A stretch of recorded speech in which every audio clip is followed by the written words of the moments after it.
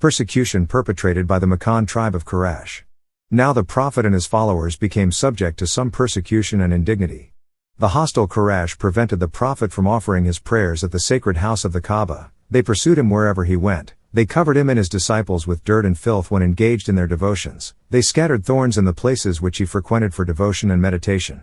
Amidst all these trials the Prophet did not waver. He was full of confidence in his mission, even when on several occasions he was put in imminent danger of losing his life. At this time Hamza, the youngest son of Abdul Muttalib, adopted Islam. Hamza was a man of distinguished bravery, an intrepid warrior, generous and true, whose heroism earned for him the title of the Lion of Allah. He became a devoted adherent of Islam and ever lost his life in the cause. The Prophet continued preaching to the Arabs in a most gentle and reasonable manner. He called the people, so accustomed to iniquity and wrongdoings, to abandon their abominations.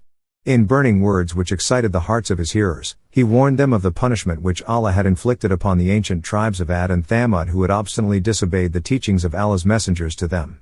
He adjured them by the wonderful sights of nature, by the noonday brightness, by the night when it spreads its veil, by the day when it appears in glory to listen to his warning before a similar destruction befell them. He spoke to them of the day of reckoning, when their deeds in this world will be weighed before the eternal judge, when the children who had been buried alive will be asked for what crime they were put to death.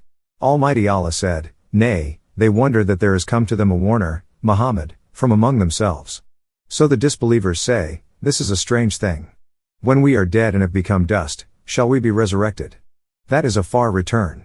We know that which the earth takes of them, their dead bodies, and with us is a book preserved, that is, the book of decrees. Nay, but, they have denied the truth, this Quran, when it has come to them, so they are in a confused state, cannot differentiate between right and wrong. Have they not looked at the heaven above them, how we have made it and adorned it, and there are no rifts in it? And the earth? We have spread it out, and set thereon mountains standing firm, and have produced therein every kind of lovely growth, plants.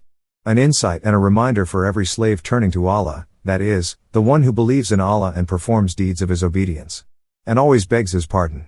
And we send down blessed water, rain, from the sky, then we produce therewith gardens and grain, every kind of harvests that are reaped. And tall date palms, with ranged clusters, a provision for Allah's slaves. And we give life therewith to a dead land. Thus will be the resurrection of the dead.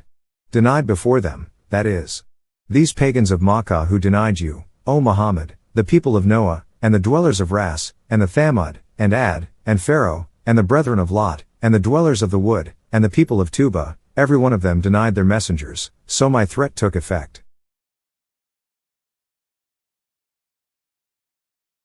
Almighty Allah also declared, "All praises and thanks be to Allah who alone created the heavens and the earth, and originated the darkness and the light, yet those who disbelieve hold others as equal with their Lord.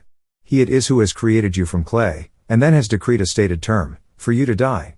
And there is with him another determined term, for you to be resurrected, yet you doubt, in the resurrection. And he is Allah, to be worshipped alone, in the heavens and on the earth. He knows what you conceal and what you reveal, and he knows what you earn, good or bad. And never an ayah, sign, comes to them from the ayat, proofs, evidences, lessons, signs, revelations, etc., of their Lord, but that they have been turning away from it.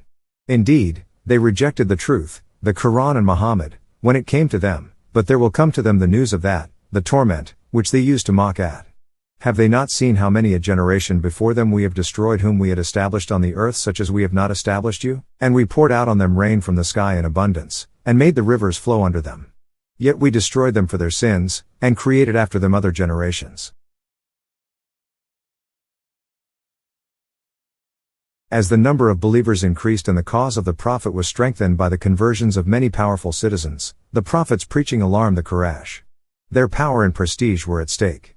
They were the custodians of the idols, which the Prophet had threatened to destroy. They were the ministers of the worship, which he denounced. In fact, their existence and living wholly depended upon the maintenance of the old institutions. The Prophet taught that in the sight of his Lord all human were equal, the only distinction recognized among them being the weight of their piety.